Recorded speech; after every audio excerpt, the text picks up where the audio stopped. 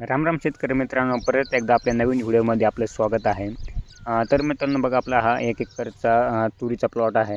याच्यावरती आपण बेडवरती तूर आणि सोयाबीन लावली होती. तर याच्यामध्ये बघा आता तणनाशक मारण्याचं काम चालू आहे. तर बघा, आता पहिलंही आम्ही याच्यामध्ये तणनाशक वापरलं होतं राऊंड ऑफ. तर आता परत बरंचसं गवत त्याच्यामध्ये वाढलं आहे बघा आता हे. आणि याच्यामध्ये काही बेटं असे खूप मोठं झालेलं आहे, जसं हे केना झालं, काँग्रेस झालं. हे आपण जर सोयाबीनचं तुरीचं तणनाशक जर वापरलं तर याच्यामध्ये याला काहीच होत नाही, फक्त थोडंफार प्रमाणामध्ये पिवळं पडलं जातं आणि परत जशात तसं हिरवे डेसे त्याला फुटत जातात.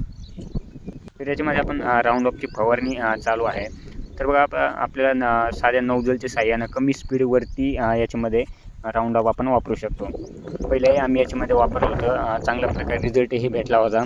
पण जे थोडंफार प्रमाणामध्ये बारीक जे गवत सुटलं होतं, त्याचेच बेट आता खूप मोठाले झालेले आहेत.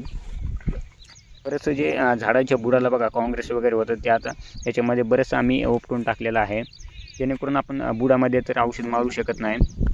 फक्त राऊंड ऑफ फवारणी करताना आपल्याला काळजी घ्यायची आहे. झाडाच्या जे पानावरती आहे ते आपल्याला औषध जाऊ द्यायचं नाही.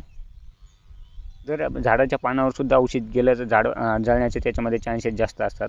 त्यामुळे आपल्याला कमी स्पीडवर आणि खूप काळजीपूर्वक त्याच्यामध्ये फवारणी करायची आहे. त्याच्यामध्ये आपल्याला सिंगल नोझल वापरून कमी स्पीडवरती जे आपण मध्ये फड्डीच्यामध्ये आहेत ते आपल्याला फवारणी करायची आहे. याच्या बघा, आता बरेचसं आता बारीक बारीक गवत उगलेलं आहे, त्याच्यामुळे आपण सुरुवातीला लवकरच याच्यामध्ये फवारणी घेत आहोत.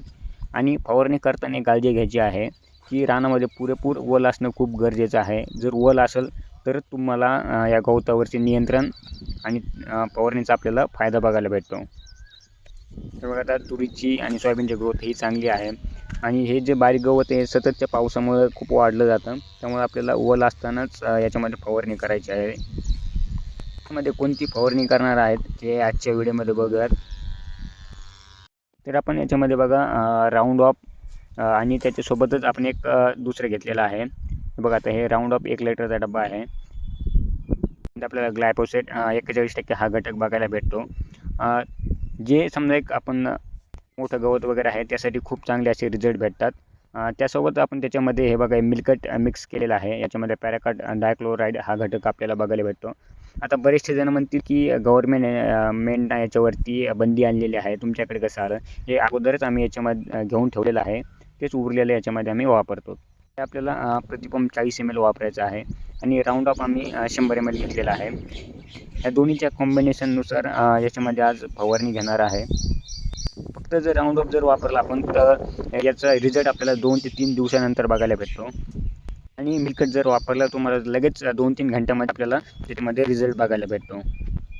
पण पॅराकाट असलेला हा घटक तुम्ही औषध जर वापरलं हे पूर्ण गवत जळत नाही, त्याचे पानं करपले जातात. दोन्ही वापरा, रिझल्ट तुम्हाला चांगले बघायला